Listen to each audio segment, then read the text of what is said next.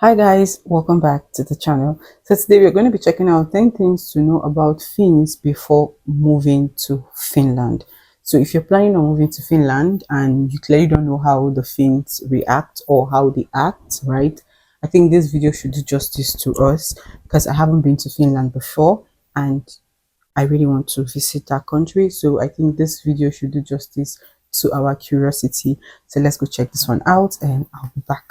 In this video, I will tell you about 10 things that you should know about us Finns before moving to Finland. What's up guys and welcome back to the channel. If this is the first time we are meeting, my name is Oliver and I'm a master's student in economics at Aalto University in Finland. And on this channel we talk about education and early career development, specifically here in Finland. So if you are new here, do consider subscribing. Before we jump into today's topic, let me thank Aalto University for also sponsoring this video. As mentioned, I've done both my bachelor's and master's degrees at Aalto University, and I really cannot recommend enough that you apply to Aalto in the next application period. More information about studying at Aalto through the links in the description box below. Alright, so what kind of things do you actually need to know about us Finns before you relocate to Finland? So the first thing to know about us Finns is that even though the old cliche might be somewhat true and we seem a bit distant and reserved, especially when meeting you for the first time, below the surface we are actually very much open to get into contact with new people and to build both personal and professional relationships with you guys. The fact that we might seem a bit introverted at first is mostly due to the Finnish culture of respecting one's personal space. I'll dive a bit deeper into this in just a second, but what's important to know is that keeping our distance at first is not meant to be disrespectful, but on the contrary, it's a show of respect towards you as an individual by not getting into your face before you have indicated that you are okay with it. The second thing to know about Finns is that you will get to know us better if you take the initiative. As I just said 2 seconds ago, we Finns might seem somewhat introverted. This can also make some people seem like we are not interested in getting to know you better. However, this is simply not so. Rather, you could say that we just warm up to new people just a bit slower compared to people from other cultures. And it will definitely help if you take the initiative. Waiting for us to be proactive towards you is most likely not the best strategy, as that will most likely take a bit too long for your taste. As an example, if you are coming here to study and you participate in some of the early semester parties, by the way, which I absolutely recommend even if you don't drink alcohol, you should definitely try to be proactive and seek out local students and, simply go and introduce yourself and thus show them that you are interested in getting to know them better. This, in my mind, is the fastest way to start getting to know people in Finland. Next up, we have something that I've already mentioned in a previous video, and it is that making real friends out of Finns can take quite a long time, but once you actually become friends with a Finnish person, what you can expect is a genuine and honest friendship that is not based on an exchange of benefits, but rather on mutual trust and respect. Again, as I just mentioned, we Finns warm up to new people quite slow, and in terms of relationships, this is mostly due to the fact that friendships in Finland are built on a strong mutual trust. So this means that you basically have to earn our trust and vice versa before we open up and really start developing a deeper personal connection. The next thing to know about Finns is that in the Finnish culture, physical contact is more limited than in many other, especially European cultures. In practice, this means that we, for example, don't practice kissing each other on the cheeks when greeting, and that hugging is mostly reserved for friends. However, a hearty handshake is always a safe option, both when introducing yourself for the first time or when meeting a good friend for a coffee. However, now that I mentioned the handshake, I am also obligated to mention that nothing is more awkward than a soggy handshake where the other party is only able to grab the fingers of the other person. This is especially true in a business setting where a bad handshake can literally ruin your first impression, and I really recommend practicing this if you are not sure how to do it properly. Yeah, I know that most of you guys are currently face palming yourself really hard over this no-brainer, but trust me, it happens a lot. So the next topic on this list applies to everything we do in Finland, and it is the famous Finnish personal space. So the problem with this concept of personal space is that it applies to so many things that it's actually quite hard to explain. But if I try to simplify what it means, I would say that maintaining some physical distance to other people is not about trying to isolate or disrespect you, but rather it is actually more about showing respect towards you as an individual by not invading your personal space unnecessarily. A classic example of this is when traveling in a bus. You can usually notice that people always seek an empty row of seats before considering sitting next to someone else. The same goes when standing at a bus stop where people keep their distance even if it's raining like hell. In addition to the previous examples, the same goes to, for example, when visiting a cafe or eating at a lunch place. For a Finnish person, it is completely normal to have lunch alone, whether it be at work or perhaps at a university restaurant. Sometimes it's just better for us to zone out and to have our own moment without any social interaction. This does not mean that you have to feel bad about us, and sitting alone does not mean that we don't have any friends or we are sad. First of all, I feel having the thing called personal space is important because sometimes you don't want people to invade your privacy, or sometimes you just want to be alone, and sometimes you just want to sit alone. Let me use the Finns for example. The bus, you find people spacing each others, they don't want to sit close to each others. I feel like it's normal, it's okay for one to have his or her personal space, but I feel like the Finns are super big on it. Like they do it extremely too much. I don't know, but that's how I feel though.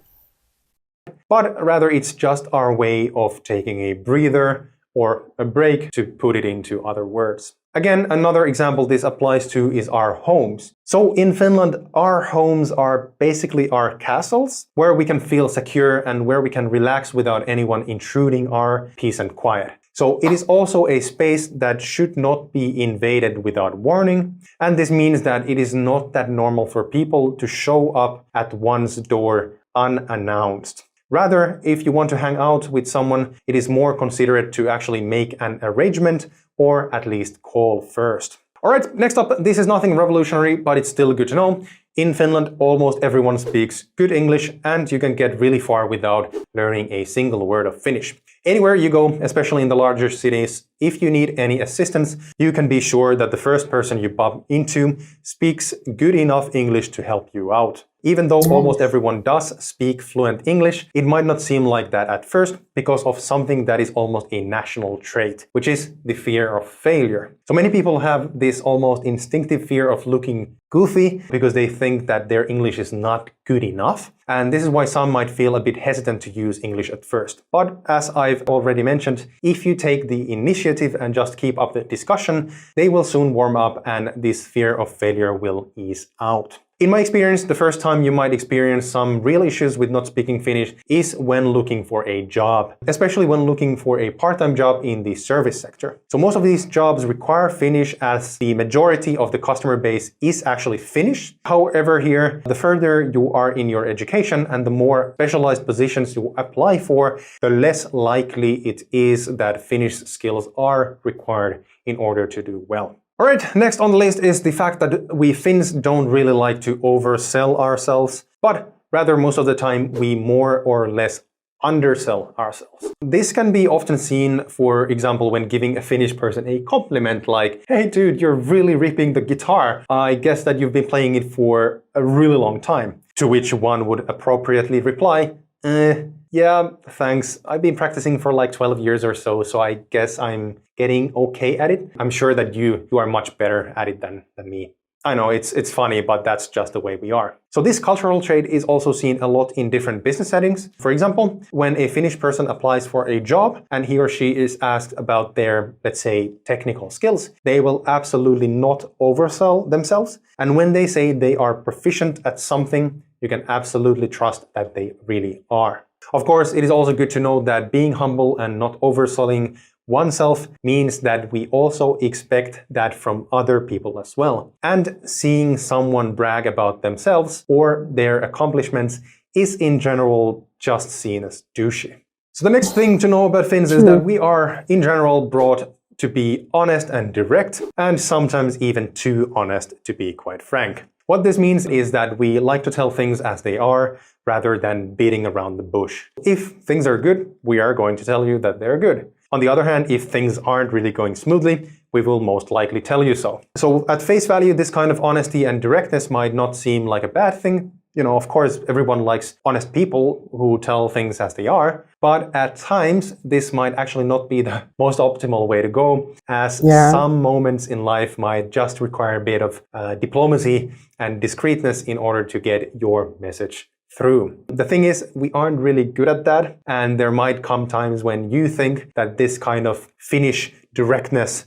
can feel just a bit rude. However, as with everything else on this list, please don't take this personally. This kind of directness is just embedded in the Finnish culture, and being honest and direct is actually our way of being respectful by not wasting your time by going around in circles and avoiding telling the truth. Alright, next up we have something simple but still good to know, and that is that when spending time with a Finnish person, silence is actually okay, and it is not considered as awkward as you might think. This is actually something that many socially active people can find very difficult to adjust to, and yes, this might feel very, very awkward at first, but you will get used to it over time. So there are many reasons for us being more silent type of people, but I think a good way to see this is by understanding how much we Finns actually appreciate peace and quiet. So considering that Finland is already a rather quiet place, still one of our favorite ways to relax is to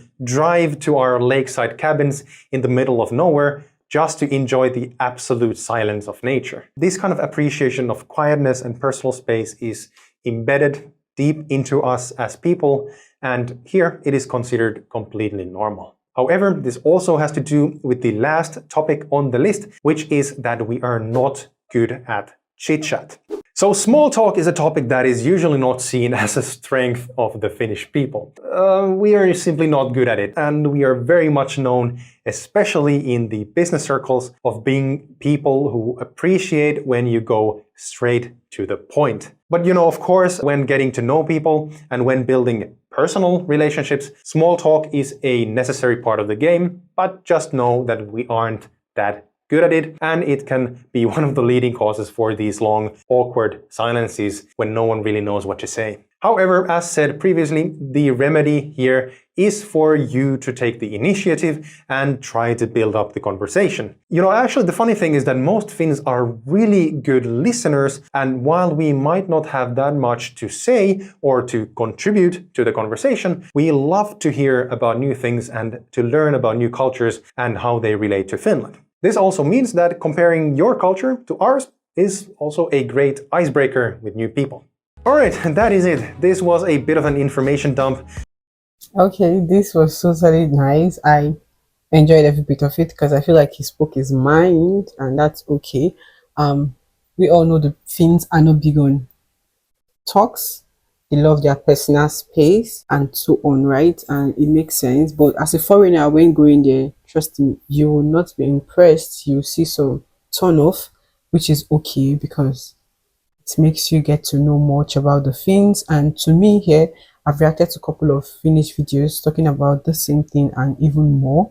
So I have ideas. So if I was to visit Finland rather, I think I'll be able to adapt in that environment because I've had a lot and that's how they act. So you just have to adapt and then get used to it, right? So this is beautiful, and if you're planning on visiting Finland, I feel like this video will do justice to your questions or so, right?